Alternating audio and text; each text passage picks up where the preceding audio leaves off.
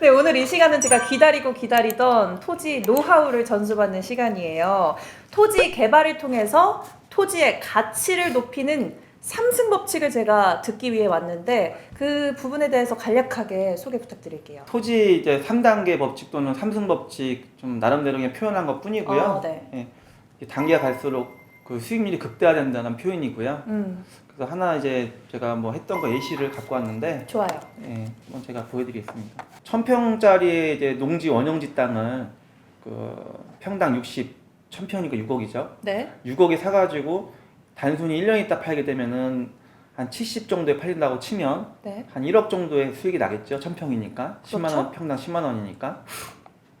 근데 이렇게 그 단순히 1년 있다가 묶였다가 기한의 이익을 보는 경우가 있고요. 땅이라는 게 시세 차익만 내는 경우 단순히 시세 차익 나는 네. 경우, 요게 가장 기초적이고 그냥 쉬운. 일반 그냥 토린이들이 할 수 있는 정도의 수준이고요. 아, 딱 제 수준. 그렇죠. 알겠습니다. 그래도 1억 챙긴 기분이네요. 물론 세전 이익이고요. 네, 세전 얘기 알겠습니다. 이게 단계가 거듭할수록 수익률이 극대화되는데요. 우리가 이제 흔히들 이제 토지 개발이라고 하잖아요. 네. 이렇게 거창한 건 아니고요. 우리가 이제 인허가를 내고 그 토목 시공, 토목 공사를 해가지고 그 택지나 용지를 만들어서 상품을 만들어서 파는 작업을 우리가 토지 개발이라고 하는데요. 네. 아까 말씀드린 것 똑같은 1000평의 땅을 우리가 인허가를 내고 토목 공사를 하고 또 측량에 의해서 또 분할을 하고 해가지고 그 땅을 갖다가 우리가 아까 말씀드린 토목 공사 돼 있는 용지를 만들어서 그 상품 가치 있는 용지 택지를 만들어서 이걸 매각하게 되면은 네. 아까는 단순 시세 차익만 벌었잖아요. 네네. 거기다가 그 개발 이익까지 플러스 알파가 되기 때문에 그 수익률이 극대화가 일단 되는 것이고요. 아, 그럼 원자재를 사서 어느 정도 가공을 해서 파는 작업이네요. 그렇죠. 아주 비슷한 얘기죠. 네, 맞아요. 네네. 아까는 단순 시세 차익이 한 1억 정도를 벌었다면 이렇게 해서 토지를 개발을 해서 공사를 해서 택지를 만들어 팔게 되면 네. 이 정도는 거의 4배, 5배 정도의 파괴력이 생기게 돼요. 그러네요. 네. 예, 그리고 이렇게 했을 때는 한 5억 정도의 수익이 남게 되는 것이고 또 이렇게 했을 때 그 4-5배의 수익이 남길 수밖에 없는 왜 구조가 되냐면은 네. 같은 땅이었을 때 얘기하는 거예요. 그 이유는 뭐냐면은 바로 건물만 지면 되는 단계이기 때문에 네. 그 용지를 갖다가 이제 상품 가치가 있기 때문에 그 소비자들이 쉽게 이제 접근할 수가 있고요. 이게 개발하면 들어가는 비용들이 있어요. 네. 뭐 각종 뭐 건축 토목 설계비라던가 뭐 측량비 그리고 인허가비 뭐 토목 공사비가 제일 볼륨이 크고 일단요. 그 비용들을 나중에 이걸 팔았을 때 우리가 양도소득세를 내잖아요. 네네. 근데 이 개발 비용으로 산출된 양도소득세를 많이 공제해서 우리가 비속어로 많이 털 수가 있어요. 그래서 세금을 많이 줄이게 되기 때문에 많이 다운시키기 때문에 그만큼 이익률이 커지는 거고요. 그래서 이제 한 4-5배 파괴력이 생기는 거고요. 그리고 세 번째로 제일 이건 이제 세 번째는 거의 전문가 수준인데 건물 져서 파는 거죠, 당연히. 아, 네.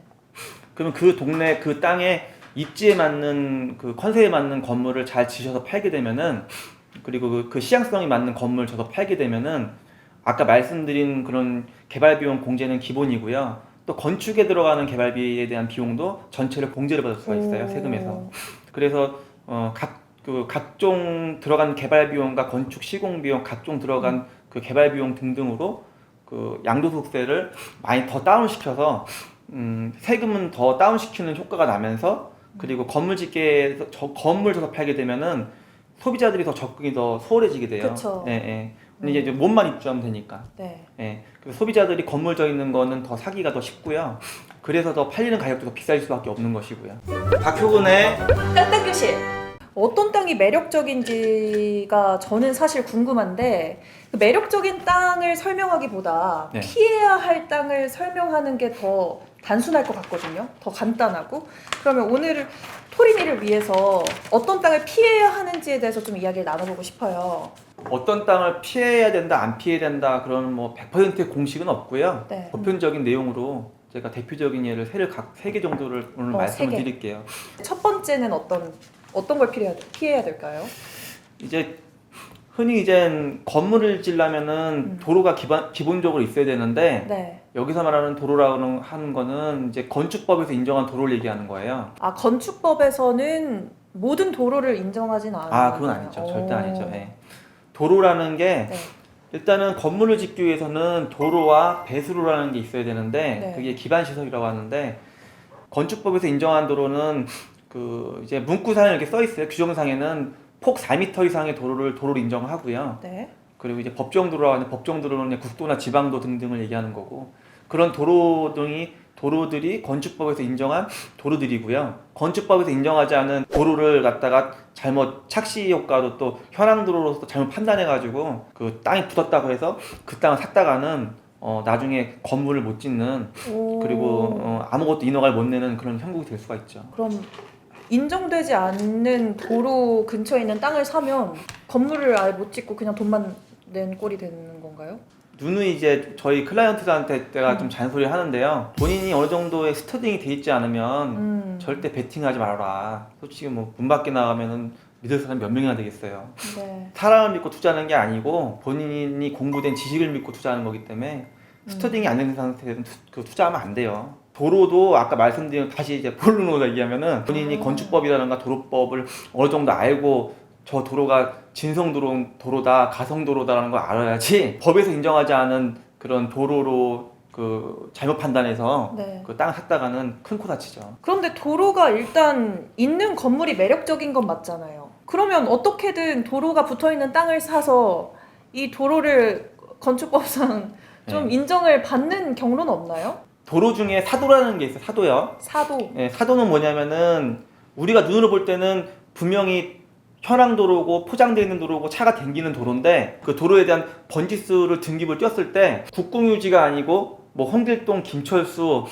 뭐 김영희 등등등이 나온다. 그 도는 이제 국유지가 아니기 때문에 그거는 사도란 말이에요. 개인들이 지분을 갖고 있는 도로가 많단 말이죠. 아, 네, 그래서 네. 개인들이 갖고 있는 그 사도 같은 경우에는 그분들이 동의를 원칙상 안 해주게 되면은 그 도로에 붙어 있다 하더라도 인허가 내기 힘들어요. 그럼 두 번째로 피해야 할 땅 어떤 게 있을까요? 뭐 이제 흔히들 얘기하면 이제 송전탑이라고 하는데 송전탑. 이게 뭐 간단하게 철탑 네. 그 전기가 막 엄청나게 진행되는 철탑 있잖아요. 네, 차 타고 가다 보면 이렇게. 네, 뭐 이렇게 네. 뭐 이렇게 뭐 생긴 거는 좀 예쁘게 생긴 철탑 구조물 있잖아요. 네네. 근데 그게 절대 예쁜 게 아니고 철탑, 송전탑이라고 하는데 그게 몇만 볼트에서 몇백만 볼트까지 전압이 흐르기 때문에 네. 그래서 이게 우리 흔히들 아는 전자파 있잖아요. 네. 그 전자파 때문에 이제 사람 같은 경우는 암도 유발될 수가 있고, 그래요. 예, 그리고 이제 뭐 첨단 산업기기 같은 경우는 그 오작동 일으킬 수도 있고, 에러도 많이 생기고, 그래서 이 철탑이 있는 땅은 가급적이면 안 사는 게 당연하죠. 네, 마지막 세 번째로 넘어가 볼게요. 네네. 세 번째로 피해야 할 땅은 어떤 게 있을까요? 분묘, 묘지가 있는 땅은 네. 가급적 피하시는 게 좋고요. 네. 뭐 그렇다고 무조건 피하라는 게 아니고, 묘지가 그 땅 한가운데에 박혀 있으면은 그 땅은 웬만하면 안 사는 게 좋죠. 왜냐면 묘지라는 게 그 강한 법이 있어요. 네. 그 이제 전문 용어로 이제 전문 법률 용어로 따지면 이제 그 분묘기지권이라고 하는데 오, 네. 정의는 이렇게 써 있어요. 평온 공연하게 20년 이상 유지 관리가 잘 된 묘지는 그 관리자들이 있는 묘지 같은 경우는 그 땅 같은 경우는 이제 분묘기지권이라는 게 성립이 돼요. 그 분묘기지권은 일종의 지상권이라고 하는데 네. 그 분묘기지권에 성립이 돼버리면은 그 땅은 그 묘지의 관리인 주인과 별도의 합의가 없는 한 그 묘지는 절대 없앨 수가 없어요. 묘지를 없애지 못하면 그 묘지 주변으로만 뭘 짓거나 이래야 되는 건가요? 한가운데 묘지가 있다면? 묘지 주변으로 네. 지을 수는 있는데요. 네. 묘지 주변으로 개발도 할 수 있는데 그 민법상 그 묘지를 드나들 수 있는 길은 열어주게 돼 있어요. 네, 그러면 내 땅에서 도로를 내줘야 된다는 얘기거든요. 그죠. 그럼 그만큼 내 땅이 뺏기는 거고. 아. 네, 그 법이 그렇게 정해진 룰이 있기 때문에 묘지가 가운데 박혀 있으면은 내 땅에서 무조건 길이 나는 거고요. 네. 그 묘지를 해결하는 여러 가지 방법이 있긴 있지만은 이제 일반 분들이라던가 그 땅을 처음 투자하시는 분들은 저 같은 전문가 아니고서는 웬만하면 한가운데 묘지 있는 거는 안 건드리는 게 좋죠. 괜히 건드렸다가 건물도 못 짓고 묘지도 못 옮기고 땅값도 떨어지고 대출도 거의 안 나오는 수 생기고 막 그렇거든요. 아, 그렇구나. 네. 그럼 저 같은 토린이는 그런 땅을 피해야 되지만 전문가인 땅쌤은 건드릴 수 있는 위치잖아요. 어떻게 하세요? 이런 건 어떻게 처리해요? 이런 묘지가 질문이 있으면. 깊어지는데요. 허가돼 있는 법률상 할 수 있는 프레임 내에서 할 수 있는 그 묘지를 갖다가 제거하는 방법 등도 있고 네. 현실적으로 부딪혀갖고 음. 그 현실론적으로 부딪혀가지고 묘지를 옮기는 방법도 있고 오. 그 묘지를 제거할 수 있는 방법들은 여러 가지가 있는데 네. 그건 묘지편에서 내가 말씀을 드릴게요. 네. 아, 묘지 편의도 따로 다음에 있나요? 묘지편- 아, 이렇게 예고해 주셨네요. 그 다음 말씀 편. 드리려면은 네. 한 2시간은 오바고 1시간은 무조건 가요. 그럼 네, 묘지 편 설명하려면은. 다음에 그건 아예 또 만날 수 별도의 있다고 편을 만드는 게 하니까. 나을 것 같아요. 알겠습니다. 네, 네. 그럼 묘지에 일단 대한 토린이 구체적인- 여러분들은 묘지 있는 가운데 있는 땅은 일단 건들지 마세요. 박효근의 깐깐교실. 네, 그럼 간단하게 정리를 해보면 첫 번째, 철도나 고속도로 피하자. 두 번째, 송전탑 피하자. 철탑 피하자. 세 번째는 묘지 피하자. 이렇게 정리해 볼 수 있을 것 같습니다. 그럼 네, 묘지가 한 가운데 있는 건 피하시고 음. 땅 갓대기에 붙어 있는 거는 그거는 뭐 땅 가치가 그렇게 많이 떨어지는 건 아니거든요. 네네네. 근데 한 가운데 있는 건 꼭 피하셔야 돼요. 네, 네. 딱 이렇게 땅이 있으면 이 가생이 네, 가에 모퉁이에 가생에 박혀 있는 거는 그거는 얼마든지 그 묘지 주인하고 쇼당 내기도 죄송합니다. 네, 묘지 주인하고 합의하기도 쉽고요. 네. 네, 그리고 건물 짓는데도 묘지 가생이 땅 음. 가생 있는 거는 건물 짓는데 큰 무리가 없어요. 네, 알겠습니다. 네. 그러면은 좀 어느 정도 결함이 있는 땅은 잘 골라내는 게 토린이들한테 중요하겠다라고 이해하면 될까요? 일단 토리 분들은 결함 있는 땅을 공부하지 않은 상태에서는 웬만하면 건들지 마시고요. 결함이 있는 땅이라고 무조건 안 좋은 게 아니고요. 네. 오히려 뭐든지 역발상을 하면 돼요. 투자라는 거는 딜을 볼 때 네. 결함이 있는 거를 갖다 이유 삼아서 약점을 삼아서 땅값을 더 깎아서 가격을 낮출 수 있구나. 깎아서 사서 네. 그 결함을 해결할 수만 있으면은 훨씬 그 수익 극대화가 되죠. 그런데 일단 해결할 수 있으면. 저와 같은 토린이 입장에서는 일단 결함이 있으면 좀 조심하는 게 좋겠다. 네, 무조건 조심해야 네. 되는데 이제 전문가가 되시면 그거를 해결할 수 있는 방법이 많이 보이게 되니까 그거 가지고 땅값 깎으시면 돼요, 그냥. 그럼 오늘 피해야 할 땅 3가지에 대해서 말을 해봤고요. 저희는 여기서 인사드리도록 해볼까요? 안녕히 계세요. 저를 보내버리셨네요. 그러면 우리 그래도 마무리하기 전에 시청자분들께 그럼 구독, 좋아요도 하면 되는 거 네, 아니에요? 아, 맞아요. 네, 그럼 하시죠. 네, 그럼 여러분 구독, 좋아요, 알림 설정 알림 설정. 부탁드리도록 하겠습니다. 저희는 더 알찬 정보로 다음 시간에 찾아뵙도록 하겠습니다. 감사합니다. 안녕. 안녕.